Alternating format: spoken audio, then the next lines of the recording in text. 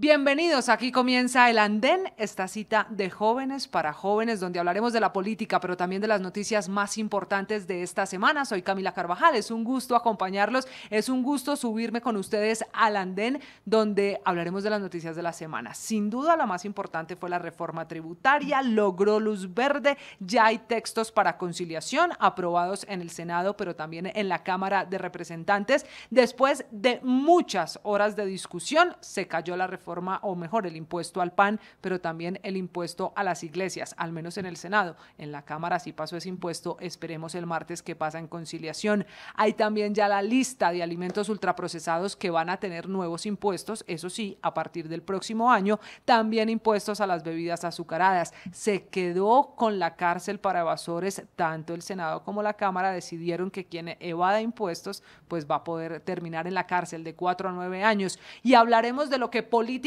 significa la reforma tributaria para el gobierno, que de nuevo midió el pulso político, midió sus fuerzas en el Congreso de la República y celebra al ministro de Hacienda, José Antonio Campo, el hombre que dice que no va a renunciar, que su misión no solo es la tributaria, sino seguir con la economía en una semana en la que también hay otro récord para el dólar por encima de 5.000 pesos, lo que está sacudiendo sin duda la economía colombiana, una economía que esta semana también ha estado marcada por las decisiones internacionales del presidente de la República, Gustavo Petro, que se encontró con el presidente de Venezuela, Nicolás Maduro, y esta semana hay anuncios del ICETEX, que es uno de los temas de esta noche en el Andén, para beneficiar a más de 4.000 jóvenes a los que se les va a condonar la deuda. No van a tener que pagar la deuda jóvenes que están en los estratos más bajos del Sisbén, ya reportados incluso en Datacrédito. Les vamos a explicar junto a Mauricio Toro, el director de esa entidad, lo que significa los beneficios, quiénes podrán acceder, quiénes están en la lista de beneficiarios. Y hablaremos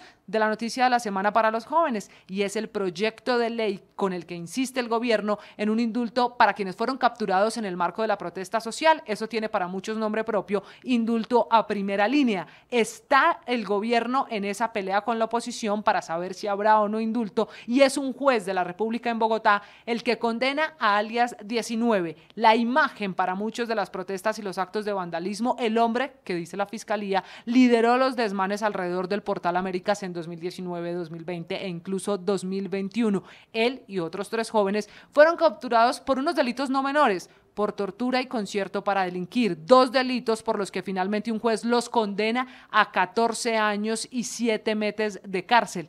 Esa condena provoca las lágrimas de alias 19. Hablaremos esta noche del futuro de la protesta social y de ese grupo de primera línea que sigue exigiendo el cumplimiento de la que fue una de las propuestas del presidente Petro en campaña. Finalmente hablaremos también esta noche de lo que viene en materia política, porque se siguen acomodando las fichas en las elecciones regionales, muchas apuestas en Antioquia, muchos movimientos en el gabinete del alcalde Daniel Quintero, pero también en Cali con el alcalde Jorge Iván Ospina, y hablaremos de la costa caribe colombiana y lo que pasa con la política, quienes aspiran a llegar a los cargos más importantes. El otro año hay elecciones, pero desde ya cálculos políticos para saber cómo se quedan con los cargos más importantes en las distintas alcaldías y departamentos. Bienvenidos, aquí comienza el Andén.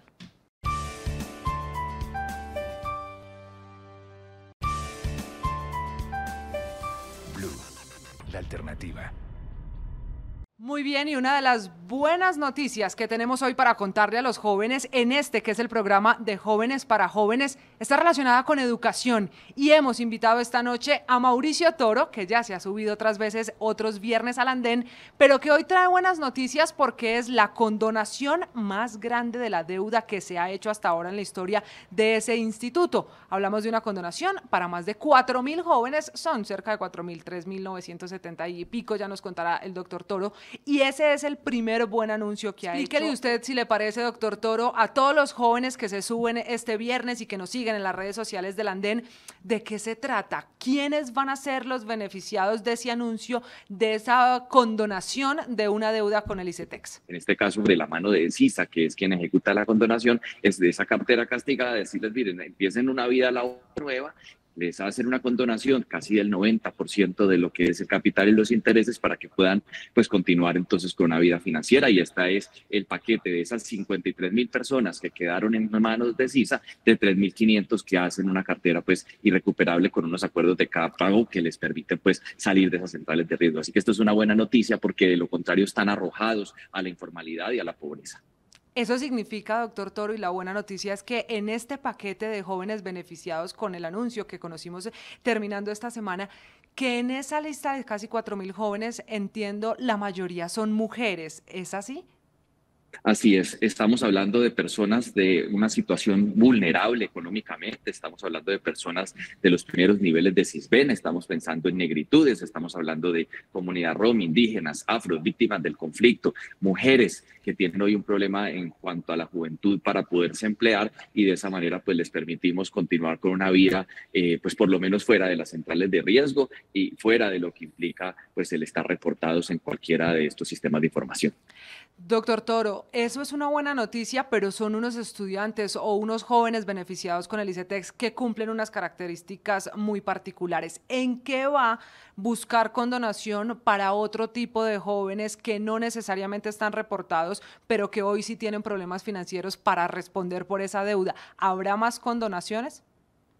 Bien, lo importante es que nosotros vamos a lanzar un programa de auxilios y de estímulos, porque pues lo que estamos tratando de hacer para dentro de los próximos meses es poder recompensar a aquellas personas que son el 90% de los usuarios del ICETEX, que pagan juiciosamente su deuda, que son muy juiciosos en el pago del capital, que protegen pues de esta manera además su historial financiero y crediticio, y además se abren las puertas para que puedan continuar con estudios de educación de posgrado, maestrías, especializaciones en Colombia o en el exterior. A raíz de eso, entonces sale un programa. Lo primero, lo que tiene que ver con los estímulos. Vamos a poderles garantizar dentro de unos meses, y espero poderles dar esta buena noticia, un subsidio de tasa, para que de esta manera los créditos que están atados al IPC más una tasa 6, 7, 9, 12%, pues puedan tener un beneficio y de esa manera bajar esa tasa o contener el crecimiento de lo que se está dando a raíz de la inflación. Ese auxilio de tasa será un incentivo para aquellas personas que pagan juiciosamente, que no se han atrasado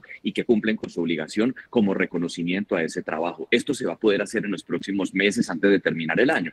Viene otro anuncio muy importante que se va a dar en el segundo semestre del año entrante, y es también un beneficio y un estímulo para aquellos que quieren saldar su deuda por completo. Dicen, oiga, yo ya tengo la capacidad de poder pagar el total que debo, está a 10 años, me quedan 5 años, pero el ICETEX a hoy como está no les puede hacer un descuento. Entonces dice, oiga, yo voy a seguir dando mi deuda, tengo un ahorro, quiero pagar todo, pues hágame un descuento, y el ICETEX no lo puede hacer. Vamos a crear ese habilitante legal para que así podamos hacer acuerdos de pago y darles un beneficio a aquellos que quieren adelantar sus cuotas, para que sientan además un poco de entendimiento de lo que implican esas deudas. Pero lo más importante ahorita y que consideramos fundamental es el plan de auxilios para aquellos que se están ahogando porque las cuotas están creciendo a unas velocidades elevadas por la inflación, de decirles vamos a poner un seguro para que no les siga creciendo, a algunos para que les rebaje y a otros para que se les mantenga mientras baja esta turbulencia. Cuando baje la turbulencia, seguramente con esto que habremos implementado les va a bajar la cuota a muchísimos más. Pero lo más importante es que vamos a evitar que se duplique o se triplique esa deuda, y algo también que creo que va a pasar si lo logramos hacer dentro de los próximos meses es que el ICETEX jamás vuelva a capitalizar intereses, que es lo que está generando el crecimiento de muchas de las líneas de crédito de nosotros. Ha sido usted, doctor Toro, el que usa la palabra turbulencia. Con estas turbulencias, que se está relacionada con la economía, el precio del dólar, la inflación, las tasas de interés que al final tocan también ICETEX, usted, doctor Toro, ¿cómo va con las modificaciones y la reestructuración de la que tanto se ha hablado para la institución que preside? ¿En esta turbulencia va a seguir adelante con la idea de reestructurar el ICETEX? Sin duda es una necesidad. Estamos hablando de la humanización de la entidad, una entidad que tiene que entender la realidad de los jóvenes, una entidad que tiene que entender que un joven en Colombia se demora más de un año en conseguir trabajo y que el periodo de gracia es suficiente, una entidad que no puede seguir prestando con el modelo de las entidades financieras, que se pega de un IPC más unos intereses elevados, sino que entiende que la educación es un beneficio para la sociedad y que hay un retorno económico en la medida en la que el Estado invierta en educación, porque hay crecimiento económico, hay desarrollo social, disminuye pobreza, pobreza, cierra brechas de inequidad y por eso estamos apostándole a todo para que las nuevas líneas de crédito del ICETEX no tengan un interés más allá del 3%. Hoy, como les digo, tenemos tasas del 7, del 9, del 12. Nuestro objetivo en esta transformación es cambiar ese modelo financiero a un modelo social que, aunque autosostenible, entienda esas realidades. Y por eso vamos avanzando y vamos a poder anunciar, si todo sale bien, pues que los créditos de nosotros no van a superar una tasa del 3%, una cosa que sería histórica, que nunca se habría dado en 70 años de historia del ICETEX e incluso inferior a eso. Para los nuevos créditos, la apuesta es que podamos tener tasa cero. Para los créditos que tenemos hoy en amortización, pues que puedan bajar esas tasas del 12, del 7, del 9, pues por lo menos a un 5 o a un 3. En eso estamos trabajando, parte de la transformación será esa, pero además la modernización que pueda permitirle a los jóvenes tener sus giros a tiempo, no tener que estar luchando porque un recibo se le demora en llegar o un giro se retrasa. Así que seguimos en esa intención, aún con la turbulencia que tenemos, porque sabemos que esa turbulencia global pues no va a durar más de 2 años y 3 años, y en la normalidad pues van a ver un beneficio muchísimo mejor que el que van a ver ahora con estos cambios. Pues es un gusto saludarlo en la noche de este viernes aquí en el Andén. Doctor Toro, usted que siempre se ha subido con nosotros a las noticias de los jóvenes, en este que le insisto es el programa de Jóvenes para Jóvenes. Volveremos a conversar con estos anuncios que va haciendo el ICETEX. Gracias por habernos acompañado. Un abrazo gigantesco, nos estamos transformando, nos estamos humanizando y se vienen muy buenas noticias antes de terminar el año. Un abrazo. Toro, Mauricio Toro, el hombre que ahora está al frente del ICETEX y que decía el ministro de Educación Alejandro Gaviria en las últimas horas, con esta primera decisión, la que va a favorecer a casi 4.000 jóvenes, en total se perdonan deudas por 15.000 millones de pesos. Una buena noticia para quienes tienen deudas con ese instituto. Ya regresamos, vamos a hacer una primera pausa aquí este viernes en el Andén y vamos a tener uno de los debates de la semana. ¿Qué pasa con Primera Línea y sobre todo con la propuesta de campaña del hoy presidente Gustavo Petro, del gobierno, que ha dicho deberán estar libres los jóvenes capturados durante la protesta social? Esta semana la noticia fue alias 19, el joven que termina llorando cuando la condenan a más de 14 años de cárcel. ¿Se cumplirá? ¿En qué va ese proyecto que propone el gobierno para sacar libres a Primera Línea? Es el debate que tendremos esta noche aquí en el Andén.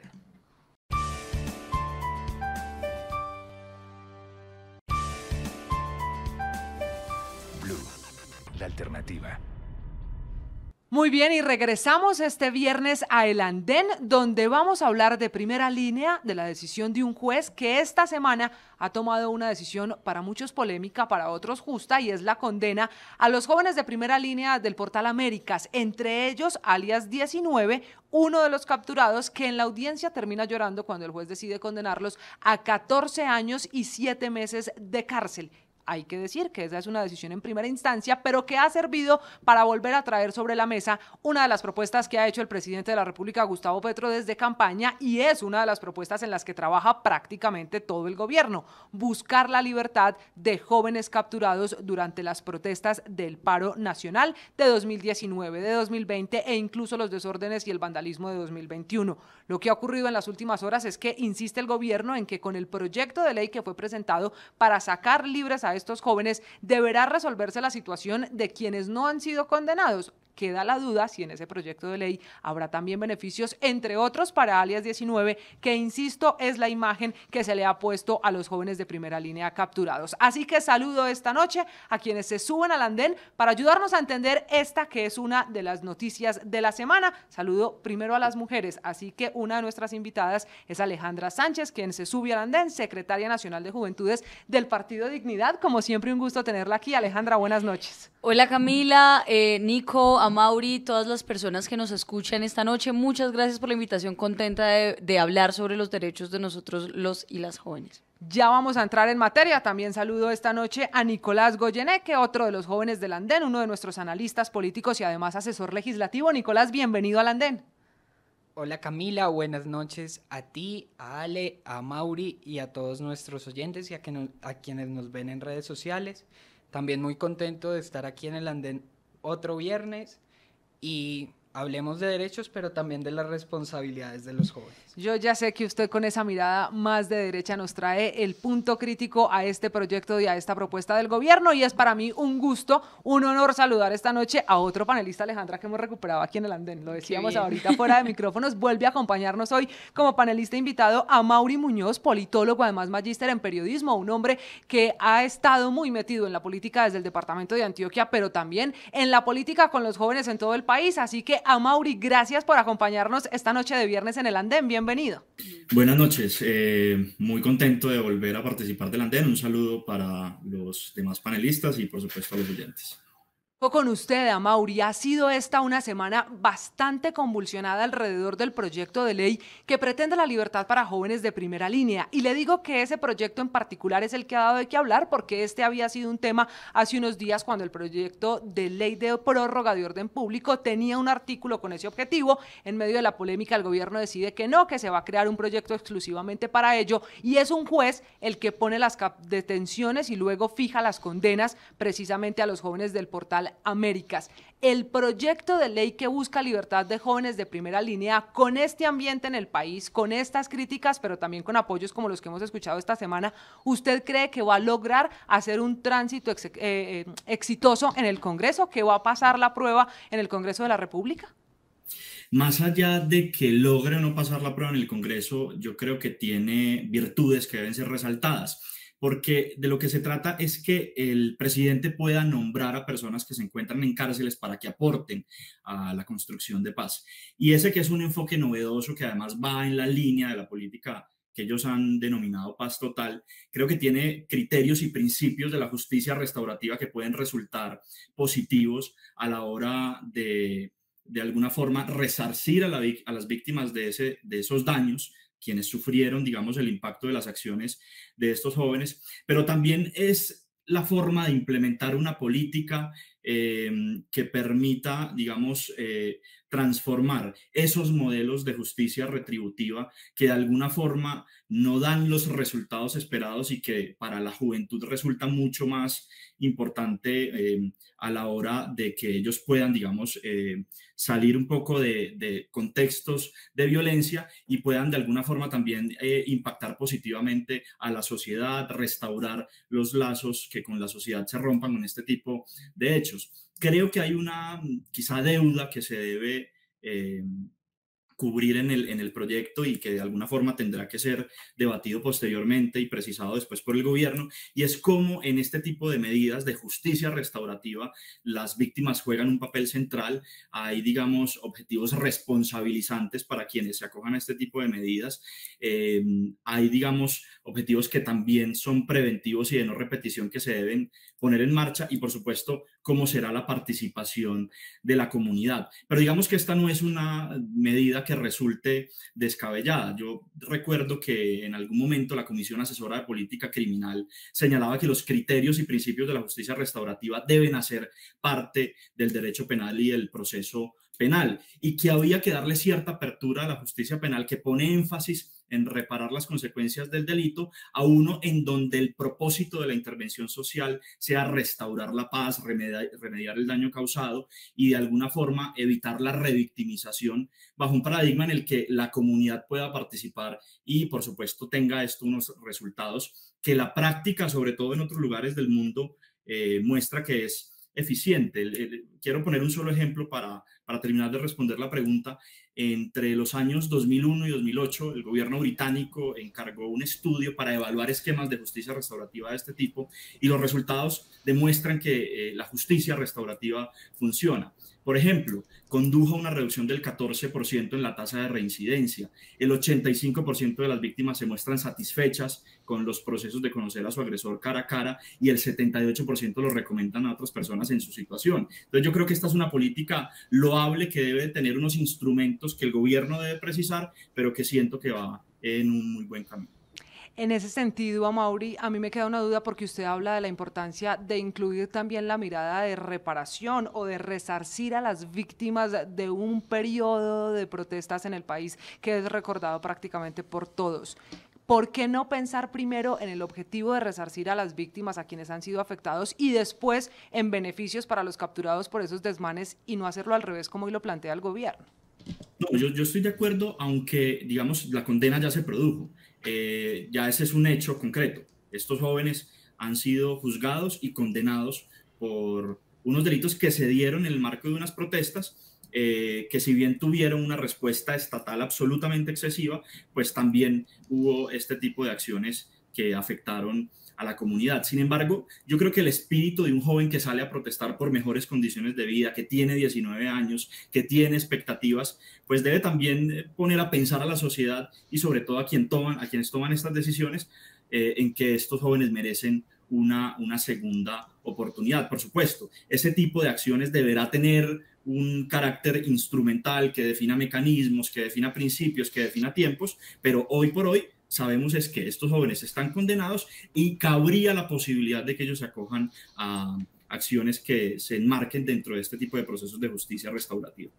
En ese sentido, Alejandra, ¿usted está de acuerdo con Amaury? ¿Estos beneficios que podrían recibir esos jóvenes sería para todos los capturados durante la protesta social sin importar el delito? Pues yo estoy de acuerdo y creo que fue muy positivo que se separaran los debates de Paz Total, que es el proyecto, el articulado que se discute, que se discutió en el Congreso alrededor de el escalamiento o la reconfiguración del conflicto armado y pues por ende como por parte del Estado tomar a los grupos armados organizados como un poco como de manera diferenciada y bueno, con un carácter político diferente a quienes lo hacen de manera exclusivamente criminal. Es decir, me parece que en el proyecto de Paz Total debía separarse estos dos artículos que buscaban el indulto, la amnistía para los jóvenes protestantes en el paro, porque creo que son discusiones diferentes y afortunadamente pues así fue. En este momento se presentó, se radicó el proyecto de ley que busca ya exclusivamente tramitar el tema de los jóvenes. A mí me parece positivo que se dé, pues digamos, una mirada diferente a la que ha venido funcionando con los anteriores gobiernos. Es decir, lo que decía Amaury, estoy completamente de acuerdo que la justicia restaurativa no solamente ha funcionado en otros países de mejor manera para garantizar en general, digamos, los derechos de los jóvenes en todos los ámbitos, sino que pues pasa a ser un enfoque de derechos el que termina como reinando en este tipo de juicios y de debates. ¿Y ese enfoque de derechos qué es? Pues que hoy, por ejemplo, también está en tela de juicio un poco los derechos de las personas que están en cárceles o que están en el sistema carcelario. Si lo están las personas que tienen condenas de altísimos, no sé, de muchísimos años, pues imagínate cómo lo vive un joven que está en la justicia penal adolescente o una persona que recién llega a la cárcel y tiene que cumplir 14 años de cárcel por algo que hizo en una protesta.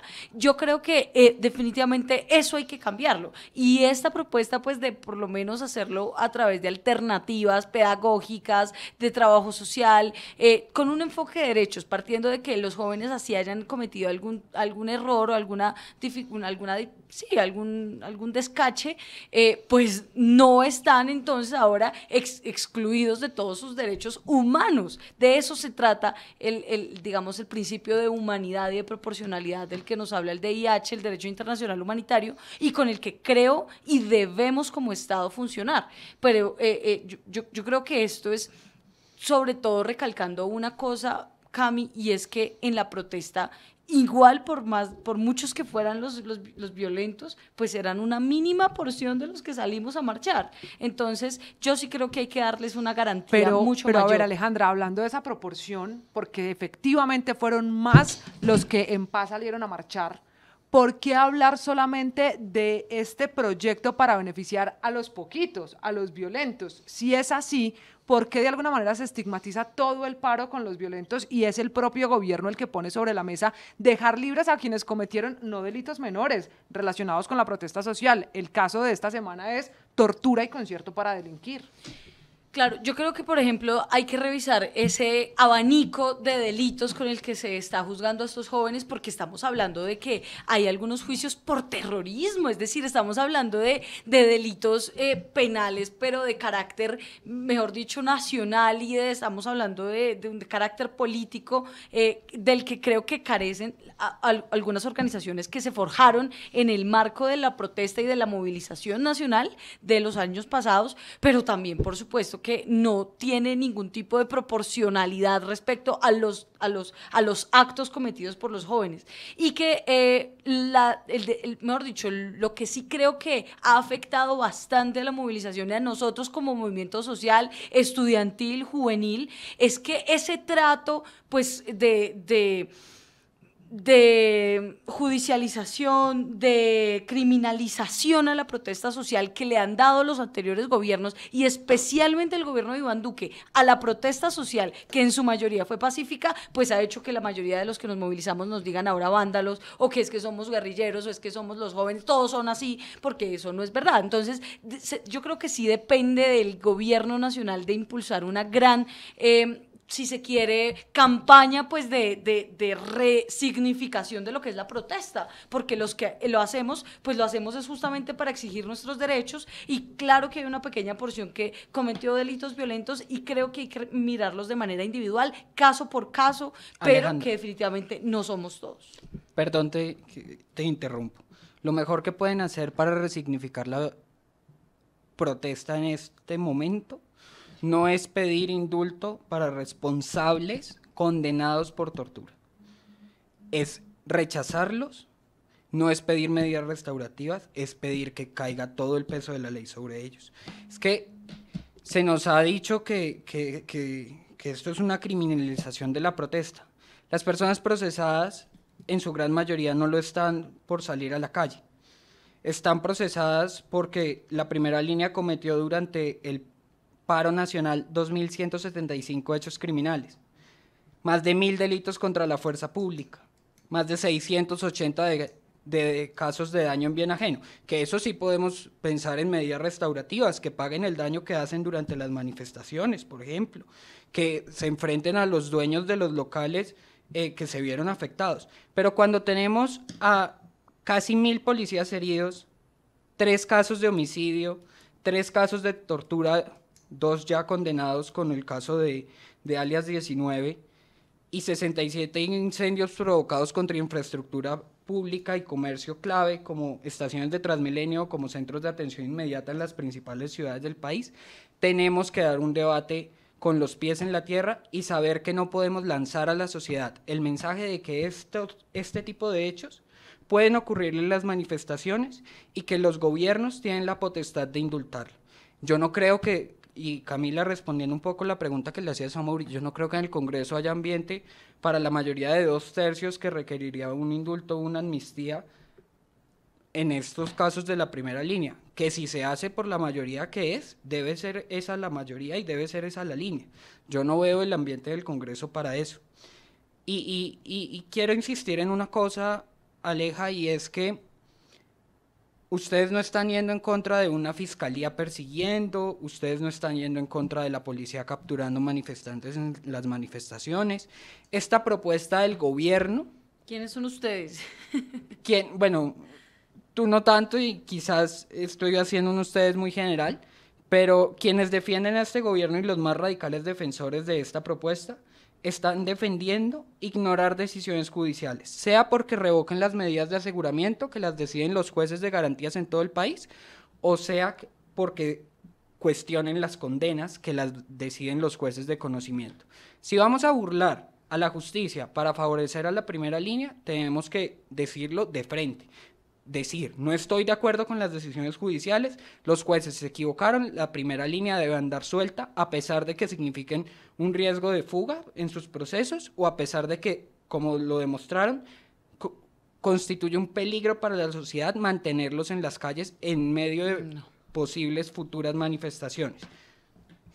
No, Nico, yo creo que definitivamente no es equiparable a hablar pues, no sé, de verdad, personas que le han hecho muy mal a la sociedad, pues a jóvenes que estaban ejerciendo un derecho en Una el persona marco que de tortura a sus una derechos. persona por Claro, como creer que es muchos policía policías, es un peligro para la sociedad. como muchos policías. Y no Entonces, están pidiendo indulto para ahí los está- policías. O sea. Ahí está la gran discusión, porque por ejemplo yo no soy de gobierno, mi partido no se ha declarado como partido de gobierno y no estoy aquí defendiendo al gobierno nacional, estoy defendiendo los derechos de los jóvenes que salimos a protestar de manera Y yo estoy civilizada pidiendo y que se hagan pacífica. responsables ¿Qué de es los lo que daños que pasa? hicieron. ¿Cuál es la gran diferencia? Que mientras nosotros, los jóvenes, incluso ellos, quienes cometieron algún tipo de acto violento, ejercíamos un derecho, que es el derecho a la protesta, el derecho incluso a la resistencia civil, si se quiere, los policías ejercen un deber, un trabajo, ellos están trabajando. Entonces, el abuso de poder, el abuso de la fuerza pública, los asesinatos a manos de la fuerza pública, que mejor dicho, no nos caben contados con las manos, con los dedos de las manos, porque han sido muchos a lo largo de la historia de Colombia y solamente en este paro nacional hubo al menos de 20, muchos más de los que tú enumeraste. Y merecen condena. Pero la pregunta es, ¿a ellos cómo los juzgan? ¿A ellos cómo los judicializan? ¿A ellos sí los estigmatizan? ¿A ellos mejor dicho, sí, cómo los está tratando la justicia de este país? Y ellos sí tienen una diferencia, ellos sí tienen una justicia penal militar diferente, ellos sí tienen unas posibilidades restaurativas y alternativas. Y los jóvenes, que son muchísimos menos, que son una expresión, un brote realmente mínimo, marginal al resto de la movilización, entonces sí los judicializan, los encarcelan y ahora, mejor dicho, los van a condenar para toda la vida a ser para la sociedad una peste. Y eso no es así, eso no es así. Quienes están criticando este proyecto, Amaury, quiero regresar con usted, hablan precisamente de lo que Nicolás mencionaba, un mal mensaje que se le enviaría a la sociedad de darle indulto a quienes protagonizaron estos actos. ¿Usted qué le responde y cuál es su visión sobre el mensaje que socialmente quedaría o queda con este proyecto que se está planteando en el Congreso de la República? Fundamentalmente que nadie está pidiendo que se burle a la justicia, y la justicia restaurativa no es negar la justicia, es un modelo justamente restaurativo que pone en el centro de la discusión, o en el énfasis digamos, de la pena que se imponga a los responsables en reparar las consecuencias del delito, en incorporar a la comunidad en esa reparación, en restablecer las relaciones que se destruyeron por cuenta de este tipo de acciones. Y los instrumentos de la justicia restaurativa pueden introducirse después o antes de la sentencia condenatoria, y en uno u otro caso tienen instrumentos o estructuras de seguimiento y responsabilización. Es decir, no es lo que está diciendo Nicolás, que implica negar la justicia, al contrario, implica poner en marcha una justicia que, en lugar de que sea el Estado quien le devuelva casi que con el mismo peso la carga que tuvo el delito cometido a quien fue condenado, ese condenado repare a la sociedad y repare a la comunidad. Es un enfoque diferente. Yo puedo entender que no esté de acuerdo, pero lo que no se puede decir es que eso sea negar la justicia. Y esta figura de los gestores de paz, permítame, yo termino, que yo lo dejé terminar, Nicolás. Esta figura de los gestores de paz no es una figura nueva, es una figura utilizada incluso en otros casos de mayor envergadura. Rodrigo Granda fue un gestor de paz, alias Karina fue un gestor de paz, el ex paramilitar Ramón Izaza fue un gestor de paz, y en ese sentido creo que no se puede negar la posibilidad que tienen unos jóvenes que salieron a protestar y que han sido condenados por acciones cometidas en el marco de esas movilizaciones, que no las justifican, porque nadie las está justificando, poder acogerse a instrumentos de estas características. Y no es defender al gobierno. Yo empecé diciendo, Camila, de manera muy precisa, que sí, creo que a esto le falta una discusión mucho más detallada de cuáles serán. De acuerdo. El ofensor, cómo participa la comunidad, y una cosa muy importante en este tipo de mecanismos, los valores de verdad, justicia. El gobierno ni una burla a la justicia, lo que yo estoy haciendo acá, sino discutiendo, digamos, cómo pueden ser o se pueden viabilizar mecanismos que incluso han demostrado que pueden ser más efectivos que la justicia retributiva que tradicionalmente se asocia a lo que está defendiendo Nicolás. Amaury, está muy bien que hablen de justicia restaurativa, está muy bien que hablen de medidas para las víctimas, pero el proyecto original Pero estamos El que diciendo estaba incluido en... ¿Que hablen quiénes? Pues ustedes, que están hablando de la justicia restaurativa, qué bueno, porque en el proyecto original que querían meter como un Micazo, como un orangután en la paz total, que apareció de la nada para el debate en las plenarias, no decía eso. Decía, uno, que los iban a volver gestores de convivencia. A mí alias 19 y quien torturó a 2 personas en el mal llamado Portal de la Resistencia en Bogotá, no va a venir a enseñarme ni a mí, ni a ninguna persona que no ha cometido un delito y que no ha cometido violencia durante manifestaciones, convivencia, por más justicia restaurativa de la que hablen ustedes. Y es que esto era un mico, y ojalá el proyecto que traiga el gobierno traiga medidas como las que hablas, pero si lo que quieren es cumplir la aparente promesa a la primera línea de garantizarles impunidad por lo que hicieron en el paro, voy a decir no, no y 1000 veces no. Se está hablando de mecanismos de justicia alternativos, que resarcen el daño, que reparan a la comunidad. ¿Dónde está la impunidad en este caso? Que a usted no le guste es otra cosa. Además estamos hablando de delitos menores, o sea, el proyecto de ley, hay varios proyectos de ley, entonces estamos hablando un poco también sobre el aire, porque hay varios. El proyecto Organicen de ley, las bancadas de gobierno. ¿Qué? Organicen las bancadas de Organicen, gobierno. que yo no estoy en la bancada de gobierno, yo no estoy en el de gobierno. de escenario, porque Sí. siento que estás en el Congreso, en alguna comisión del Congreso, y aquí estamos en un panel en donde ni Alejandra, ni tú, ni yo somos congresistas. Entonces creo que... Sí. sí, Y Pero estoy tú seguro que asesoras ustedes a tienen una influencia congresista, sobre... tú asesoras a una congresista que definitivamente ha estado en desacuerdo con estas ideas, pero no solo con estas de defender los derechos de algunos jóvenes miembros de la primera línea o de algunas organizaciones, sino de los derechos en general de la juventud, porque aquí no podemos llamarnos a engaños, porque María Fernanda Cabal ha sido una de las personas y de las congresistas que más en contra ha estado del avance de los derechos para nosotros los jóvenes que hemos salido a protestar de manera pacífica, ni siquiera los jóvenes de la primera línea. En general ha sido quien más ha estado pendiente de que los jóvenes no estemos en las calles defendiendo nuestros derechos, quien nos ha llamado vagos por salir a defender lo que nos han quitado durante décadas, quien nos ha dicho que tenemos que ir a estudiar cuando lo único que hemos hecho es estudiar y literalmente quemarnos las pestañas para salir a defender públicamente por qué las universidades están cayendo a pedazos, por ejemplo. Entonces,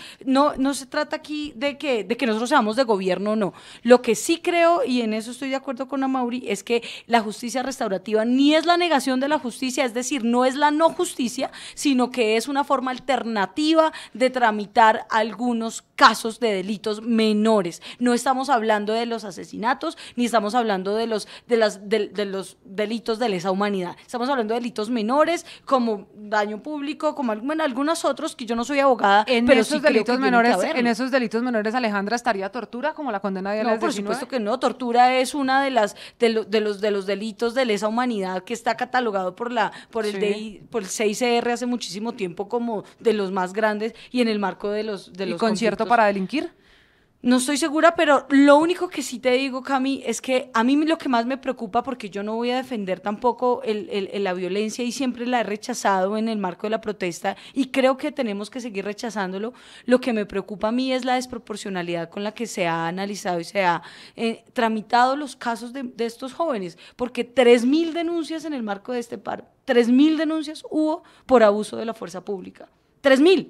Y yo sí quiero saber cuáles son las cifras de condenaciones, de juicios, de judicialización de esos uniformados que están hoy en las filas y que van a seguir saliendo o en el SMAT o en otras estructuras, pues a contener la movilización social, pacífica y no pacífica. Pero con eso que usted trae a la mesa, además, Amaury, que sé que está como uno de los defensores de este proyecto, o más que defensores, que le está haciendo ver a la mesa y al debate esta noche la importancia de esa justicia restaurativa, ¿usted cree que esos beneficios, ya que Alejandra habla de la fuerza pública, también deberían ser para los que fueron capturados, integrantes de la policía, del ejército, en general funcionarios del SMAT, que fueron capturados por algún tipo de irregularidad durante la protesta? Los beneficios que se den a los capturados por los desórdenes como integrantes de primera línea o cualquier joven de las protestas, ¿también deberían recibir los integrantes de la fuerza pública? Habría que hacer lo mismo como se está proponiendo, caso por caso. Yo creo que generalizar frente a lo que ocurrió durante las manifestaciones y frente a los procesos que han tenido o que han venido enfrentando los policías que están inmersos en ellos, pues sería una equivocación. Este tipo de instrumentos se tienen que definir con base en los hechos por los cuales se está juzgando, se tiene que definir con base en la voluntad de reparar a las víctimas. Cierto, no la he visto por parte de la fuerza pública. Lo que sí he visto es una actitud de completa negación de estas acciones de abuso de fuerza durante las manifestaciones, que en nada contribuyen a la reparación de quienes sufrieron los daños de la fuerza pública. Entonces, no contribuye tampoco para la reparación de las víctimas. Yo pensaría por principio que al ser el Estado el único que viola los derechos humanos y que los violó durante las manifestaciones, no deben acogerse a este tipo de mecanismos, y que si se acogen tiene que estudiarse y revisarse caso por caso. Pero aquí estamos hablando de jóvenes que cometieron delitos menores y no precisamente los del Portal de las Américas. Estamos hablando en general de los gestores de paz que se van a promover como política dentro del marco de la política de paz total. Y esto sí tiene que ser evaluado y tiene que ser discutido por el Congreso y de alguna forma estudiado con esa mirada de amplitud que debe tener la sociedad a mecanismos de justicia no retributiva como los que tradicionalmente se han aplicado y no han funcionado. Además, Cami, tengo entendido que están también exentos de por ejemplo, grupo de personas que han sido judicializadas, quienes estén organizados en un grupo armado organizado, quienes estén en el marco del conflicto o en algún tipo de organización criminal. Deberían extenderlo a las organizaciones que recibieron dinero de organizaciones criminales. Ellos estarían exentos, por ejemplo, de este tipo de revisiones diferenciales un poco para... Claro, es que ese caso, si usted se va a esos grupos ilegales, grupos narcotraficantes, grupos armados como el ELN o las disidencias de las FARC o otros, esos grupos organizados, pues para eso es la ley de sometimiento, que es otra cosa distinta a esta discusión. Bueno, y pueden ser otro camino, pero el punto es que ellos no entran en este paquete. Esas personas que están en el marco del conflicto y organizadas en otros grupos no entran en este combo. Y yo sí creo, Cami, que hay que volver un poco como a elevar, si se quiere, la mirada un poco más hacia afuera y dejar de ver el árbol y empezar a ver el bosque, porque yo insisto, ¿por qué salimos a marchar? ¿Por qué salimos los jóvenes a protestar incluso sin miedo de perder la vida? Porque sabíamos que podíamos perderla, o en la pandemia por el COVID saliendo a marchar, o por manos de la fuerza pública que ha asesinado a muchos de nuestros amigos y compañeros, o por incluso manos de que se han miembros de la movilizado de primera manera, línea o con incluso armas que se han incendiarias. movilizado de manera pacífica, Nico. ¿Por qué salimos a marchar? Un Estado que históricamente le ha fallado, ha faltado la única, mejor dicho, respuesta, existencia del Estado para millones de jóvenes en Colombia ha sido la fuerza pública. Y entonces salimos a marchar a exigir educación, a exigir empleo, a exigir oportunidades para acceder en general a la vida social, al arte, a la cultura. Salimos a exigir eso, y la única respuesta que da el Estado colombiano, que da el gobierno nacional, por lo menos en el marco del paro pasado, es como, pues, con fuerza pública. Entonces, ¿qué es lo que yo le quiero decir a los oyentes esta noche? Pensemos cómo vamos a hacer para que la lógica cambie, no solo con estos jóvenes que ya cometieron algún tipo de delito, sino con todos los que vienen en camino. Los niños que serán más tarde jóvenes también serán excluidos de una educación como derecho, también serán excluidos en general de la posibilidad de entrar a un empleo digno, de vivir una vida libre de violencia. Y la forma en la que podrían vivir una vida digna los niños que más adelante serán jóvenes es que el Estado deje de decir que quienes salimos a protestar somos criminales y somos, qué sé yo, vándalos. Yo quiero decirte, Alejandra, y quiero decirle a Mauri que yo de ninguna manera considero que ustedes dos sean criminales ni que están en el mismo paquete que las personas contra las que estoy en este momento y por las que estoy en contra de este indulto. Pero algunos de tus jefes No, señores. Su manifestación, y Alejandra, de verdad es un poco penoso que recurras a apelar a los jefes cuando acá estamos debatiendo jóvenes. Yo sí quiero decirte, yo no considero que la protesta sea un crimen, no quiero criminalizar la protesta, lo que sí quiero que se castigue y que tenga una respuesta con justicia ordinaria como debe ser, es que haya habido fabricación artesanal de armas incendiarias, que hayan lanzado armas incendiarias contra la policía, que hayan incendiado CAIs con policías adentro, que hayan atravesado alambres que terminaron decapitando a una persona en el portal de las Américas. Eso es lo que yo quiero que se condene, no la protesta pacífica. Además, que cuando una protesta pacífica se torna violenta, los derechos el derecho más afectado es el derecho de los propios manifestantes pacíficos.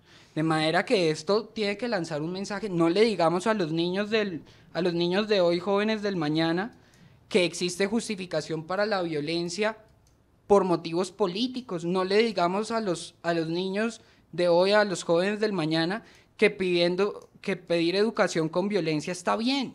No le digamos a los niños de hoy, a los jóvenes del mañana, que pedir y no lo estamos diciendo. Entonces de hecho, demos el mensaje social adecuado. Por la que estamos buscando alternativas judiciales en el marco de la justicia, que estamos de acuerdo que hay que pues por supuesto dejarlo en manos de la justicia, estamos buscando alternativas para no dar una mirada punitiva, es decir, cárcel para todos los muchachos que cometieron algún delito porque salieron a protestar sin ningún tipo de ilusión de cambiar este país porque tienen la vida vuelta a nada. Pues les estamos diciendo, hey, los entendemos, vamos a buscar alternativas para que no tengan que pasar el resto de su vida en una cárcel, viviendo las dificultades y las vulneraciones a los derechos humanos que hay en el sistema carcelario, y miremos otras opciones para que puedas restaurar tus derechos y volver a la vida social y a la vida en sociedad de manera pacífica, de manera tranquila, con oportunidades, porque si el Estado no garantiza eso, no ofrece eso, ni siquiera a estos jóvenes, pues tampoco lo va a hacer, mejor dicho, en una cárcel. Entonces, yo lo único que digo es la forma en la que podemos en serio empezar a hablar de paz, de reconciliación, de avance social, y en general sí, de paz, es con oportunidades, y esto pasa porque el Estado y el gobierno en cabeza del Estado, por supuesto, asuma la responsabilidad política de lo que ha sido la ausencia del Estado en millones de personas, y también, por supuesto, el abuso de la fuerza pública en este tipo de escenarios. O sea, asuma esa responsabilidad política a través de este tipo de alternativas judiciales para esos jóvenes, de oportunidades para los jóvenes que vienen en camino, los que estamos aquí haciéndolo pues de manera pacífica. Para ellos todas las oportunidades. Nuevamente, para los que cometieron delitos graves debe haber una respuesta punitiva. Lo siento si no creo en la justicia restaurativa para algunos delitos. Estoy seguro que muchas víctimas de Bogotá es un caso creo que sí es medio exitoso de esto. Por ejemplo, claro, acá existe... pero mire, ustedes, yo sé, Alejandra, que ya se me va a meter al tema de las penas, pero antes quiero que sea Amaury, que fue el primero que lo trajo a la mesa, el que nos cuente qué penas restaurativas o alternativas se imagina en un proyecto de ley que al final, de ser aprobado, va a terminar indultando delitos en el marco de la protesta social. Cuando se habla de esas penas restaurativas, ¿usted qué se imagina? Esas facultades para que el presidente pueda nombrar a personas que se encuentran en cárceles o que hayan sido condenadas para que aporten a la construcción de paz es una buena idea si se entiende como una alternativa a la justicia retributiva, que es finalmente el modelo tradicional de justicia que se aplica en la justicia ordinaria. En el caso de la justicia restaurativa, que es un modelo alternativo, lo que se busca es que existan mecanismos orientados a satisfacer las necesidades de las víctimas, pero también a reintegrar al ofensor a la sociedad. Y algunas experiencias que se han implementado en otros lugares demuestran que esos instrumentos reducen la tasa de reincidencia, satisfacen a las víctimas y además son menos costosos para el aparato judicial. Entonces aquí, digamos, hay que evaluar esa propuesta a la luz de la experiencia y de la necesidad que tenemos de involucrar a los actores que hayan participado en este caso de movilizaciones, pues de estrategias de construcción de paz, que finalmente ponen en marcha formas de ser no jurídicas, es decir, a través de estrategias pedagógicas, artísticas y comunitarias, que atiendan el papel central que juegan las víctimas en esto, para que, como dijo la Comisión Asesora de Política Criminal hace más de 10 años, se implemente un camino de apertura de la justicia penal que ponga el énfasis en reparar las consecuencias del delito. Ese es finalmente el propósito que debe perseguir una estrategia como estas, que si se hace bien puede lograr incluso mejores resultados que los que tradicionalmente ha logrado la justicia. Amaury, muy bien, y me parece un enfoque de justicia restaurativa caso a caso loable y un propósito que tiene buenas intenciones, pero el gobierno inicialmente presentó esto como que la alternativa a las condenas y a la respuesta punitiva iba a ser poner a los integrantes de la primera línea como gestores de convivencia en las manifestaciones. Y yo sí le quiero decir a los que nos escuchan, eso, guardadas proporciones, es como poner a un delincuente en el mismo escenario donde cometió sus delitos, y creo que no tiene sentido. No tiene sentido exponer a la sociedad en medio de las manifestaciones a que personas que cometieron actos de violencia durante manifestaciones que eran pacíficas, volverlas a poner en esa condición durante manifestaciones pacíficas con el precedente que tienen. Eso fue lo que el gobierno puso en 2 artículos del proyecto de paz total, que en la madrugada del jueves pasado, ayer, el gobierno, a través de su bancada en el Congreso, aprobó a medianoche, de espalda a los colombianos, con 15 minutos únicamente entre el anuncio de la discusión de la conciliación y efectivamente la votación. Por eso la oposición tuvo que salir del recinto, porque no tiene sentido estudiar una conciliación que finalmente es el texto final que va a ser ley de la República en solo 15 minutos. De manera que demos el debate, que por fortuna la Cámara también negó el indulto para la primera línea, porque si no estaríamos hablando de que también lo metieron en un mico de medianoche, que afortunadamente no fue así. Nicolás, pero en esa discusión, y ya que usted trae también a la mesa las discusiones anteriores en la Cámara de Representantes y en el Senado de la República, al final no fue este el proyecto, no solo político, sino también social por el que votaron los colombianos. ¿No es este el cumplimiento a un mandato dado por colombianos en las urnas cuando se escoge el gobierno de Gustavo Petro, que en campaña, pero también en el discurso el día que gana las elecciones, en el discurso de posesión, tiene esta como una de sus banderas? Yo creo que el mandato presidencial es respetable, y quienes lo esgrimen y afirman, como por ejemplo el senador Gustavo Bolívar, que se tiene el mandato para todo esto, tienen algo de razón, pero el mandato presidencial no es un cheque en blanco, Camila. Yo estoy seguro que la mayoría de los colombianos no respalda del todo esta propuesta de indultar y ofrecer penas alternativas para quienes cometieron delitos graves durante las manifestaciones del paro, y creo que el Congreso tendrá un papel importante en moderar ese mandato que aparentemente creen que es un cheque en blanco algunos, y también la movilización también pacífica y la movilización de la sociedad civil, porque yo insisto, si quieren hacer esto y si quieren otorgar indultos, que primero no es un delito político, que quieren hacerlo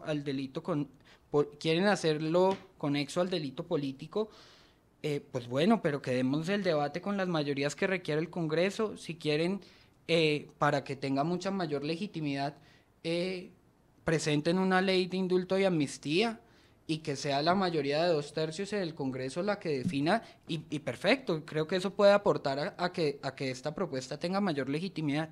Pero si quieren y pretenden que sea un cheque en blanco y que la aplanadora del gobierno apruebe todo de espalda a los colombianos a medianoche, pues tampoco creo que sea el hecho. Y decirles, si marcharon contra la reforma tributaria de Iván Duque por grabar la canasta familiar, muchos productos de la canasta familiar quedaron grabados indirectamente en la madrugada del jueves, en la noche del miércoles, perdón, y poca manifestación he visto de esos que marcharon en el 2021, y siento que es porque no fue del todo un estallido social, sino que había fuerzas organizando también, algunos jóvenes, no digo que ustedes, sino digo que todos, pero sí hubo fuerzas políticas que llevaron a los jóvenes a través de exageraciones y de engaños a marchar, e incluso que promovieron manifestación muy violenta. Y yo creo que la primera línea tiene que responder sí, y tendrán que responder no solo por los delitos graves, sino que ojalá respondan también por sus fuentes de financiación, porque se supo también que eso lo defina los entes de investigación, los entes de control, que son los responsables de eso. Nosotros no vamos a tener por qué decir aquí qué pasó, qué no pasó, quiénes fueron o quiénes no estuvieron infiltrados, si la policía estuvo infiltrada o no, por ejemplo, en las manifestaciones, incluso violentas, no lo sabemos. Perfecto, permitámosle entonces a la eso que sí, que lo actuar. haga la justicia, pero el punto es que estos jóvenes no pueden ser tratados con inhumanidad, no pueden ser tratados de manera desproporcional, no pueden ser judicializados y estigmatizados para el resto de su vida y por ende el resto de los que salimos a marchar. Y creo que la única forma, insisto, es a través pues de estas, por ejemplo, de estos mecanismos alternativos de justicia, como la justicia restaurativa con el enfoque de derechos lo propone, pero también, insisto, como con una política de Estado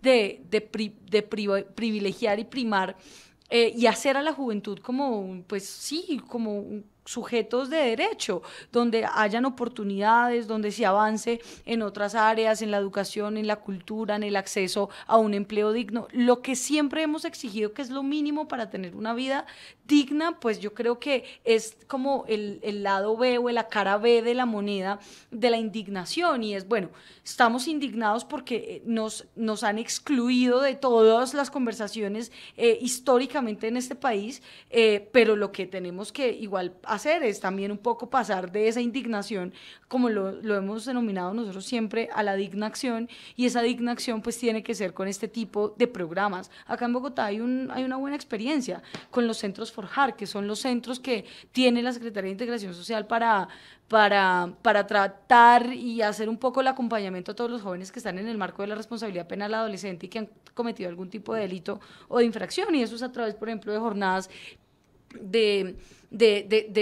pues sí, de concientización social con otros jóvenes, jornadas de limpieza de ríos, jornadas artísticas, actividades de todo tipo, y así tiene que ser. Es una atención integral, porque es la única forma de garantizar pues que el joven tenga una idea mucho más completa de la sociedad. Alejandra, Nicolás y obviamente a Mauri, se nos está acabando el tiempo, y yo quiero hacerle una última pregunta a Mauri, con esa visión que tiene de este proyecto, pensando además en lo que vendrá en las próximas semanas y, si me permite, en los primeros meses del próximo año en el país.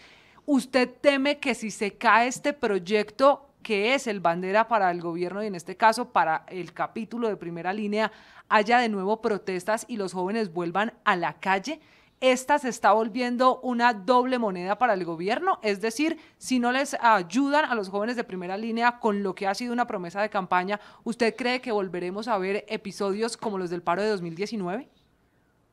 Es probable, pero más que anticiparme a algo que no sabemos si ocurrirá, yo quisiera simplemente destacar que no se pueden equiparar la violencia ejercida excesiva por parte del Estado durante el paro nacional contra los jóvenes y la que de alguna forma pudieron haber cometido en el marco de estas manifestaciones, y que es justamente esta a la que se le quiere aplicar un modelo de justicia alternativo, diferente, que ha demostrado que funciona en el mundo, y que no podemos negar esa posibilidad a jóvenes que tienen un futuro adelante, que quieren de alguna forma acceder a esos derechos que el Estado ha negado, y que finalmente este proyecto por lo menos apunta a esa dirección. Hubo cerca de 3.500 casos de violencia policial, hubo cerca de 85 homicidios documentados en el paro, la gran mayoría de ellos cometidos por miembros de la fuerza pública y por otros agentes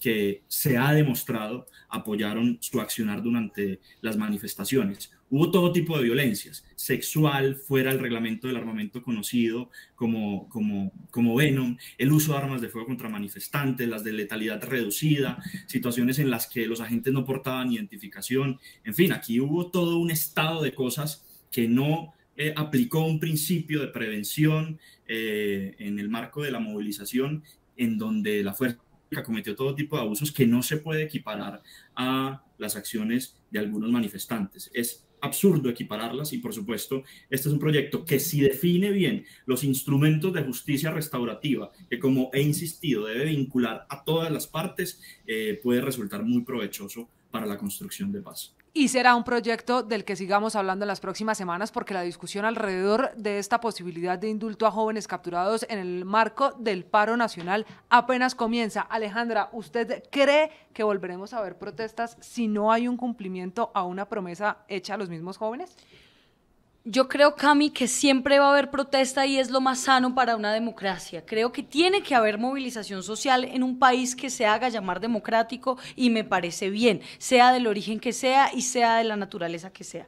Yo creo, Cami, para cerrar, 2 puntos muy concretos. A mí me incomoda que por sectores de derecha, por algunos líderes de derecha y por algunas personas del anterior gobierno se estigmatice a todos los jóvenes y a toda la protesta social por este tipo de brotes de violencia que creo que igual son es marginal, pero además que ellos mismos han denominado criminales, vándalos, mejor dicho, de todo tipo a estos jóvenes. Pero también creo que hay que apoyar y hay que respaldar a los jóvenes que de manera consciente o inconsciente cometieron algún delito. Hay que revisarlo caso a caso, hay que darles como sociedad también nuestro abrazo para decirles, hey, esto puede realmente cambiar. Y a todos los demás y las demás jóvenes, creo que mi llamado siempre es la forma en la que logramos convencer a la sociedad en su mayoría de que tenemos que avanzar, que exigir nuestros derechos, que luchar por nuestros derechos tiene que ser de una manera pacífica, porque de la manera violenta va a ser mucho más difícil de persuadir. Entonces creo, Cami, que la tarea es grande, es dura, pero entre más haya movilización social, creo que muchas más como facultades como sociedad en democracia tenemos para poder discutir los debates públicos. Nicolás, y en su caso, usted que tiene una mirada más crítica de este proyecto y de esta posibilidad que abre el gobierno, una puerta para el indulto, si se ofreciesen los mismos beneficios para la fuerza pública y para integrantes de la fuerza pública capturados durante el paro por algún tipo de delitos, ¿estaría de acuerdo en esa igualdad o equiparar los beneficios de un lado y del otro?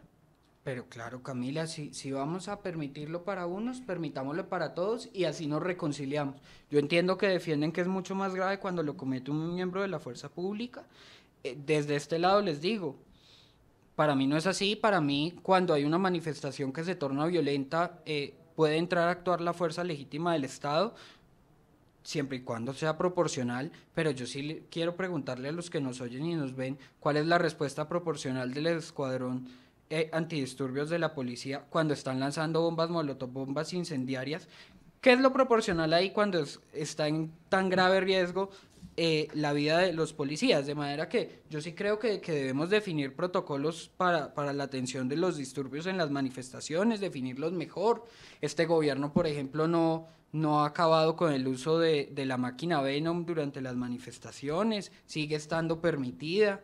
De 4 años tuvieron ustedes también para hacerlo y no lo hicieron. Y los protocolos que determina el derecho internacional humanitario y de los derechos humanos no los usaron. Y por sus vulneraciones, por negar esos protocolos, es que hoy vamos a cumplir 2 años de la muerte de Dylan Cruz. Y por eso, como se dan cuenta, esta es una discusión no solo alrededor del indulto de primera línea, también del futuro del SMAT y de la protesta social en Colombia, discusión que volveremos a tener en el andén porque este proyecto todavía está por verse su futuro legislativo y el futuro que pase con él en el Congreso de la República. A Mauri Muñoz, a Alejandra Sánchez, a Nicolás Goyeneche, gracias por habernos acompañado, gracias por haberse subido esta noche al andén. Ustedes pueden seguir participando, pueden seguir opinando, sumándose a este debate en redes sociales, numeral El Andén Blue, para que nunca atropellen su opinión.